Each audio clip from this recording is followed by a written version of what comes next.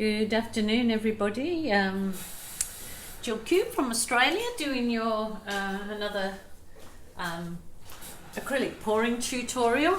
This one is I've just loaded up colours that I had left into these split cup container. These little split cups I got from my local craft store, and apparently they're for storing paint. You can store paint in either side, and they come with a little lid to store your paint. But I use them for split cup pours, my spin on doing a split cup pour. So that's what I'm doing for you today. I just want to thank you all for watching my channel and having such beautiful comments and feedback. It's been certainly I very much appreciate it. I very much appreciate you all for watching. And if any of you are getting anything from it, any enjoyment by just watching or ideas, then all the better. So this is just a quick one doing this is the 750 GCM heavy card that I like to do my test pours on, but also good for framing when they're finished. So I think I'd best explain the colours as we go along. They are leftover colours from pours that I've been doing this week. There was an avocado, a peppermint, a burnt umber, I can't remember the others now, and some kind of flesh colour, I reckon. Anyway, we'll see, because I've just put them into the cup, and I was going to do it without filming, but I thought, no, every time I do this it turns out so cool, the effect, so I thought, no, I'll do it for you. Yeah, probably don't even need to do the stirry thing. Oh, I'm getting a bit of chunks come out there. Not good, not good. But again, this will be my pour with a twist, because I like bringing the cells up in the actual cup pour, like this twin cup pour.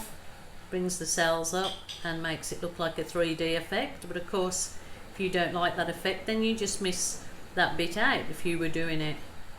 But yeah, these twin cups do give, I mean, they're easy because you can hold them in one hand, and they give some really cool effects to your work, I must say. So this, I'm just doing like a little uppy and downy motion.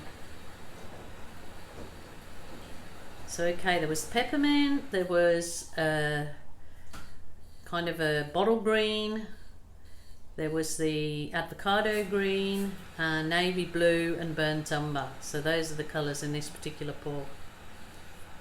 Okay, let's do a whirly thing here. See what we get. I'll just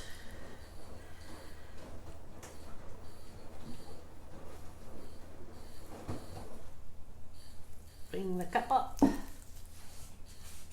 Okay. Wow, this is interesting. It certainly looks like there's two avocados there, hey? Avocado 1, avocado 2. But I can assure you, as you all know with my work, it doesn't end up looking like that, because I always seem to not be able to leave things alone. But this is just to give you ideas. You don't have to do what I do, but if you like a artwork up to a stage that I do, then you just take that on board and do what you will with it. So just, obviously this paint was very thin. Can't remember what I was last doing with it, but obviously it was a process that needed the paint to be a bit thinner.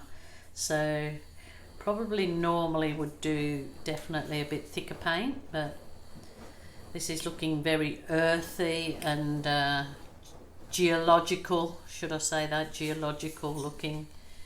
Look at that. It's so interesting to see what you can get out of these pours.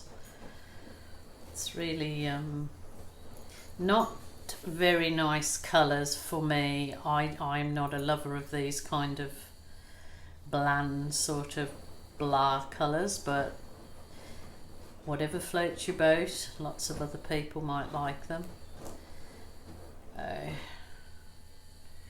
I'm just gonna leave that for a second or two. Cover my corners a little with any paint that I have left, if there's any in there. Come on out.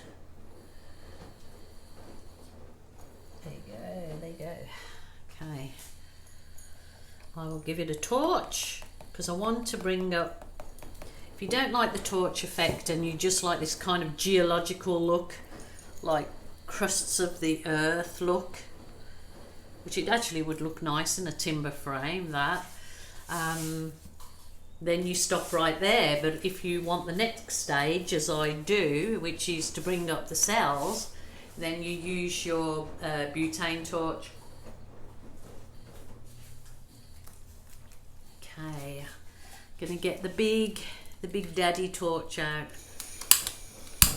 Okay, I want to bring some cells up to make them look, well, normally when I do this it kind of makes the cells look as though they're 3D and floating, but if you liked it before I torch, then if you were doing this process, then you obviously stop.